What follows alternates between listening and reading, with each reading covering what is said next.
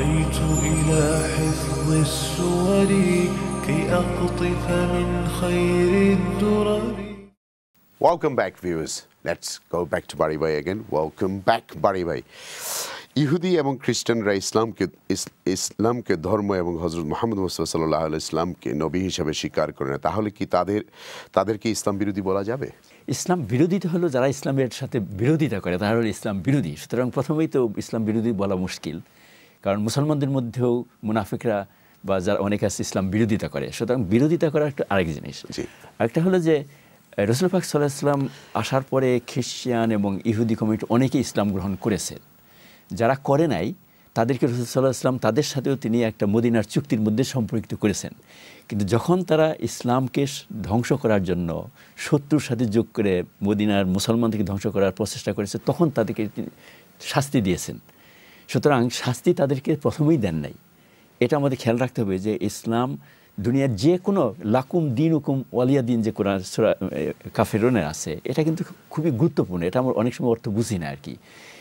দুনিয়াতে শান্তির সাথে যদি সহাবস্থান করতে চায়, তারা যদি ইসলাম ধর্ম গ্রহণ না করে, they are not our enemy, they can be our friends. In fact everybody can be our friends.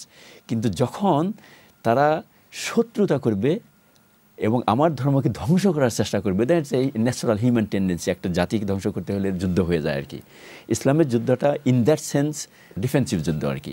শত্রুতা না করলে তার সাথে শত্রুতা করার প্রয়োজন আছে বলে আমি মনে করি না।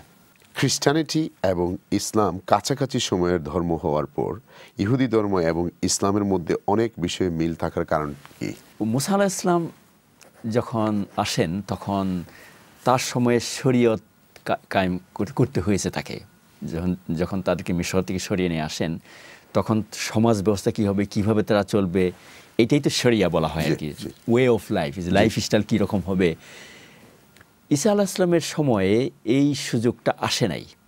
মানে ইহুদিদের একটা সংখ্যা তার বিরুদ্ধে শত্রুতা করেছে, রোমান সাম্রাজ্য ছিল, যার কারণে এই সুযোগটা আসে নাই, বা শরীয়ত প্রবর্তন করার সুযোগটা এইভাবে আসে নাই, যার কারণে ইতিহাসে আমরা এই সুযোগটা দেখি না। কিন্তু রাসূল পাক সাল্লাল্লাহু আলাইহি ওয়াসাল্লাম যখন মক্কা থেকে মদিনা আসেন, তখন কিন্তু শরীয়ত শুরু হয়। যখন একটা ইসলামিক রাষ্ট্র হলো, একটা সমাজ ব্যবস্থা হলো, রাষ্ট্রটা বাড়া শুরু করলো। রাষ্ট্র হলো একটা অংশ, কিন্তু রাষ্ট্রের সাথে যে সমাজ ব্যবস্থা আছে এটাও কিন্তু খুবই গুরুত্বপূর্ণ। সমাজ ব্যবস্থা রাষ্ট্র ছাড়াও চলতে পারে, আবার রাষ্ট্র থাকলে যে সমাজ ব্যবস্থা হবে তা গ্যারান্টি দেওয়া যায় না। তো রাসূল সাল্লাল্লাহু আলাইহি ওয়াসাল্লামের যেহেতু পারফেক্ট একটা সম্মিলন ঘটেছে, সেই হিসেবে শরীয়তটা এখানে পূর্ণতা রূপ দান করেছে। এই জন্য এটা কম্প্রিহেন্সিভ রিলিজন। ইসলাম ধর্মের একজনই নবী এবং একটাই কিতাব, তা হচ্ছে আল কোরআন। তাহলে সমগ্র বিশ্বে মুসলমানদের মধ্যে এত দ্বিধা বিভক্ত কেন? চিন্তার মতানৈক্য হওয়াটা অসম্ভব না। এটা হাদিসেও আছে যে ইজতিহাদ যদি সঠিক নিয়তে কেউ যদি ইজতিহাদ করে এবং দ্বিমত পোষণ করে, এটার মধ্যে কোনো গলতি নাই। ইজতিহাদ বলতে কি বোঝাচ্ছে? ইজতিহাদ হলো ধর্মের কোনো বিষয় নিয়ে চর্চা করা এবং এটার থেকে রেজাল্ট বের করা, কি করা দরকার। রাসূল সাল্লাল্লাহু আলাইহি ওয়াসাল্লামের সময়ও সাহাবাদের কেউ সেনাপতি হয়েছেন, কেউ রাজনীতিবিদ হয়েছেন, কেউ মানে রিলিজিয়াস স্কলার হয়েছেন, এক একজন এক এক রকম হয়েছেন। পরবর্তী সময়ে ইসলামের উত্থান জগতেও ইসলামের রাসূল সাল্লাল্লাহু আলাইহি ওয়াসাল্লামের কথা বলেছেন, একজন এক এক রকমভাবে শুনেছে। যোগ্যতার দিক থেকে বিভিন্ন কারণে মানুষের মতের মানে মতানৈক্য থাকতে পারে। যেটা 4 ইমামের ব্যাপারে বলা আছে যে তাদের প্রত্যেকে সম্মান করতেন। দ্বিমতের পরেও তারা যে একসাথে কাজ করেছেন, এখান থেকে আমাদের শিক্ষা নেওয়া দরকার। There are areas we can agree to disagree. There are fundamental জিনিস সেটা আমরা ডিসঅ্যাগ্রি করতে পারবো না। যেমন নামাজ 5 ওয়াক্ত ফরজ, তারপরে রোজা, এগুলো হলো মৌলিক জিনিস, কোরআনের ব্যাপারে কথা। কিন্তু সুন্নাহ এবং ফিকি এবং মুবা বা বিভিন্ন there could be many interpretation. বাড়ি ভাই, অন্যান্য ধর্মে তো এত গ্রুপ নেই, তাদের মধ্যে একটা বা দুইটা গ্রুপ। আমাদের তো মনে হয় কত গ্রুপ আল্লাহ ছাড়া কেউ জানে না। মানে আমাদের এত গ্রুপ কেন?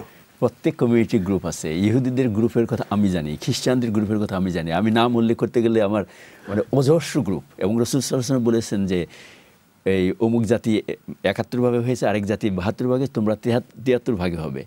মুসলমানদের মধ্যে বিভিন্ন কারণে গ্রুপ হয়েছে। শুধু মূল কথা হলো কেউ যদি গ্রুপিজম তৈরি করে, দ্যাট ইজ রং। কিন্তু চিন্তার দিক থেকে যদি মতানৈক্য হয় এবং তার যদি এখলাস থাকে, তাহলে এই মতানৈক্যটা তাদেরকে বিভক্ত করবে না, এটা আমি বিশ্বাস করি। ইসলাম পূর্ণাঙ্গ জীবন ব্যবস্থা হওয়ার পর অসংখ্য মুসলমান ইসলামের আলোকে রাষ্ট্র পরিচালনায় উৎসাহিত হয় না কেন?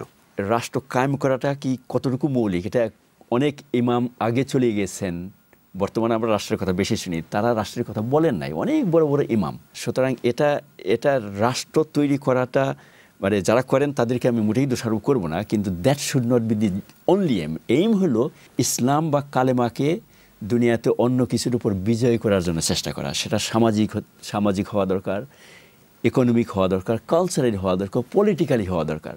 পলিটিক্স ইম্পর্টেন্ট এই কারণে যে politics rules a country, rules a nation. State and civil society একসাথে করে, তাহলে that will be wonderful thing. আপনি এই জিনিসটা কীভাবে দেখেন, ইসলামিক আবার রাজনৈতিক, দুইটা একসাথে, ইসলামিক রাজনৈতিক, এই জিনিসটা কীভাবে দেখেন? ইসলাম রাজনীতির জন্য আসে নাই, ইসলাম সায়েন্সের জন্য আসে নাই, ইসলাম এসেছে মানুষকে পরিবর্তন করার জন্য। রাজনীতির এথিক্যাল জ্ঞানের জন্য ইসলাম জ্ঞান দেয়। Islam is not politics. Politics হতে হবে in the ideas and context and principles of Islam. তখন পলিটিক্সটা হবে এথিক্যাল। ইকোনমি করতে হলেও একই অবস্থা হবে। সুতরাং আমরা যে ফিল্ডে আসি, আমরা শুধু দেখব এই ফিল্ডে যে কাজটা করছি, আর we working according to the will of Allah or according to the sunnah of Prophet sallallahu alaihi wasallam, then everything will be nice inshallah. আমরা কি ইসলামকে নিয়ে রাজনীতি করা ঠিক হবে? ইসলামকে নিয়ে রাজনীতি করা ঠিক হবে না। বরং কেউ যদি ইসলাম করতে চান, তাহলে তার দেখতে হবে যে ইসলাম তাকে কি করতে বলেছেন। মানুষের সৎ চরিত্র সৃষ্টি করতে হবে, এথিক্যাল লিডারশিপ তৈরি করতে হবে, তারপরে মানুষের মধ্যে সামাজিক রাজনৈতিক প্রজ্ঞা তৈরি করতে হবে। যারা ইসলামকে রাজনৈতিক হাতিয়ার হিসেবে ব্যবহার করে, দে আর টোটালি রং। ইসলামের আলোকে ইসলামী রাষ্ট্রে অপরাধের সেই শাস্তির বিধান, সেটা বর্তমান যুগের প্রচলিত মানবাধিকারের সাথে অনেক ক্ষেত্রে সংঘর্ষিত হয়। এই সমস্যার সমাধান কি? সমস্যার সমাধান হবে যদি মুসলমানরা সত্যিকারভাবে মানে তাদের মানে পার্সোনাল লাইফে, নেইবারহুড লাইফে, কমিউনিটি লাইফে, সোশ্যাল এবং সিভিক লাইফে যদি ইসলামটাকে নিয়ে আসে, তার প্রেক্ষিতে যখন একটা রাষ্ট্র হবে, দেন দ্যাট রাষ্ট্র will be in tune with the society. তখন এই ইসলামের মৌলিক কিছু বিধান আছে, যেটা কোরআন এবং হাদিস দ্বারা প্রমাণিত, সেটা শাসকবর্গ এবং উলামা একসাথে মিলে সেটা প্রয়োগ করবেন। যেগুলো কন্ট্রোভার্সিয়াল ইস্যু আছে, যেগুলোর মধ্যে বিভিন্ন মত আছে, তখন বিভিন্ন ফিক অবলম্বন করবেন, মজহাব অবলম্বন করার অধিকার আছে। এবং যেগুলোর ব্যাপারে জাতি একমত না, সেগুলো দেখবেন যে বর্তমান জমানার কনটেক্সটে এটাকে কীভাবে প্রয়োগ করা যায়। সুতরাং এটা একটা ফ্লুইড জিনিস, মানে মৌলিক জিনিসের ব্যাপারে কোনো কম্প্রোমাইজ নাই, সরাসরি হালাল হারামের ব্যাপারে কোনো কম্প্রোমাইজ নাই। যেগুলো হলো মানে মতানৈক্যের সুযোগ আছে, এই সুযোগটা মুসলমানদের মধ্যে তৈরি করতে হবে। এটাকে আমি বলি Muslim should learn how to live with differences with one another. খুব একটা সেন্সিটিভ প্রশ্ন। বর্তমান বিশ্বের মুসলমানরা ভীষণভাবে আক্রান্ত। মধ্যপ্রাচ্যের অনেক ইসলামিক দেশগুলো প্রায় ধ্বংসের দিকে চলে গেছে, ধ্বংস করে দেওয়া হচ্ছে। এই ধারাবাহিকতায় চলতে থাকলে ইসলাম এবং মুসলমানের ভবিষ্যৎটা কি? আমি একটা কথা বলি সব সময়, যে একটা আঙ্গুল যদি অন্যকে দেখায়, তিনটা আঙ্গুল কিন্তু নিজের দিকে আসে। একটা হলো প্রথমে মুসলমানরা নিজেদেরকে সংশোধন করা দরকার। কেন আমাদের এই অবস্থাটা হলো? এটা আগে তো ছিল না। তার মানে আমাদের পার্সোনাল কোয়ালিটির অভাব আছে, যোগ্যতার অভাব আছে, তারপরে লেজিনেস আছে।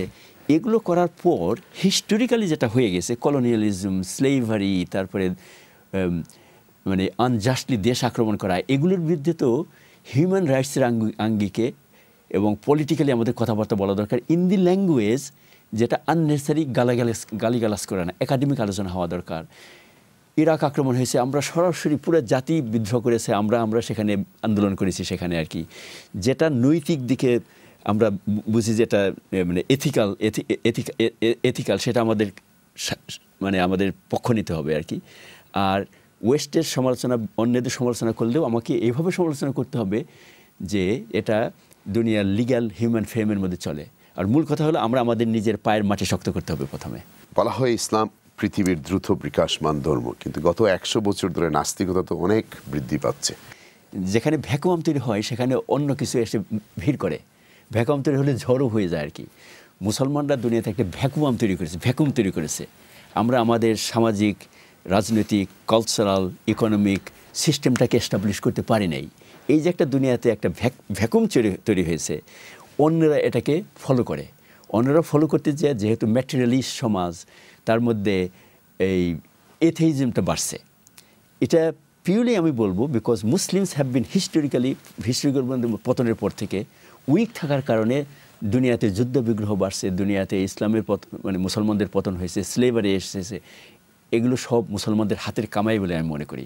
সুতরাং মানে এথিইজমের সংখ্যা কমে যাবে, কারণ আমি জানি অনেক ইউটিউবের মধ্যে অনেক এথিইস্ট ছিল আগে, তারা নিজেরা ইউটিউব করে এখন ইসলাম প্রচার করে। সুতরাং এথিইজম ইজ একটা টেম্পোরারি থিং।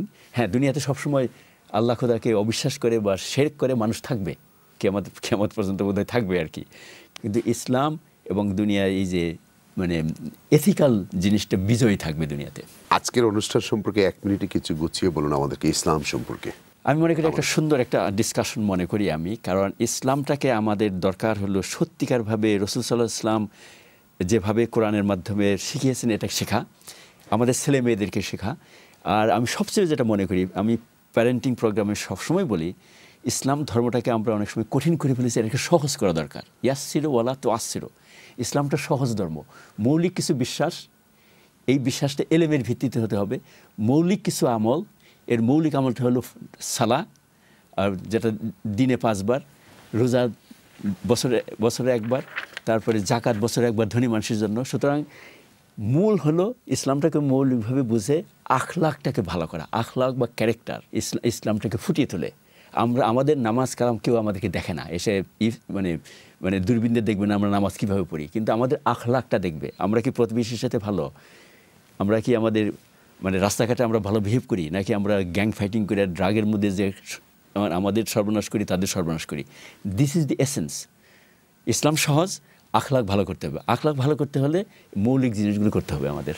আপনাকে অশেষ ধন্যবাদ আজকে আসার জন্য। Viewers, it's time for me to go. I will see you in another episode, inshallah.